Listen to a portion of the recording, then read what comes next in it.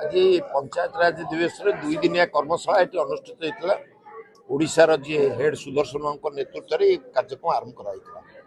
ये कार्यक्रम में पंचायत राज में कौ क्षमता सरपंच कौ क्षमता नमिनी मान कौ क्षमता चेयरमैन मान से विषय ट्रेनिंग दिगला। एक भल पदक्षेप जहाँफल जो लोग जानते न जानते किपर भाव आगू से पंचायत राज गुड़ सुदृढ़ हम से विषय से ट्रेनिंग पाइले। मोर विश्वास आगू को ये कार्यक्रम आहरी चलो जेहेतु पंचायत निर्वाचन आगू को अच्छी से पंचायत निर्वाचन ये कार्यक्रम जो भाव ट्रेनिंग ने से भाव में कार्यक्रम गाँ गहली में करेंगे।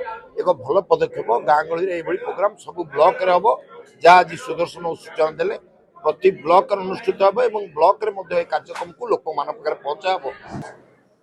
देखु ए देश बा राज्यर विकास संभव नुह जेते पर्यंत ग्रामांचल विकास न होइछ। महात्मा गांधी कहिथिले ए देशर आत्मा गाँव रे अछि और से गाँव रो विकास न होला पर्यंत देशर विकास संभव। एवं गाँव रो विकास रो सबटु बड़ माध्यम कोन? बड़ माध्यम होउची पंचायत राज व्यवस्था। किंतु दुखर विषय होउची जो पंचायत राज व्यवस्था को कांग्रेस सरकार ए देश रे स्थापित करथिला 73rd एवं 74th अमेंडमेंट द्वारा से पंचायत व्यवस्था को पूर्वर बीजेडी सरकार आ वर्तमान बीजेपी सरकार खत्म कर दे। एवं चामेली ओझा होची तार गोटे बड़ एग्जांपल 100 एग्जांपल अछि जोटी पंचायत सरपंच बा जड़े जनप्रतिनिधि लोकप्रतिनिधि तार क्षमता नहीं, पंचायत क्षमता नहीं, पंचायत क्षमता सब बाबू मान पाखे ठुल जहाँफल कि विकास लोकों पाखे पहुंची पारना अपहंच हो जाए विकास।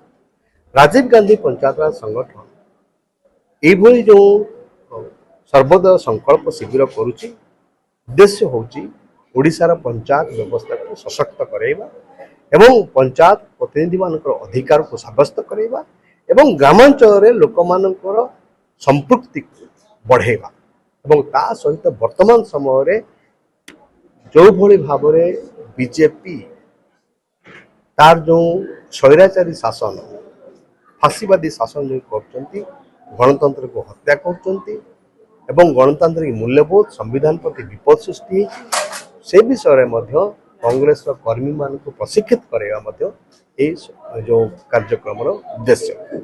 आज आमे यही निष्पत्ति नेलु जे आसंता पंचायत निर्वाचन किभली भाव में दर शक्ति को बढ़ेवा पंचायत रे अधिक जगह केमती जितवा एवं कांग्रेस रो भोट शेयर केमती बढ़िबो ता पई मध्य आज आमे निष्पत्ति नेलु।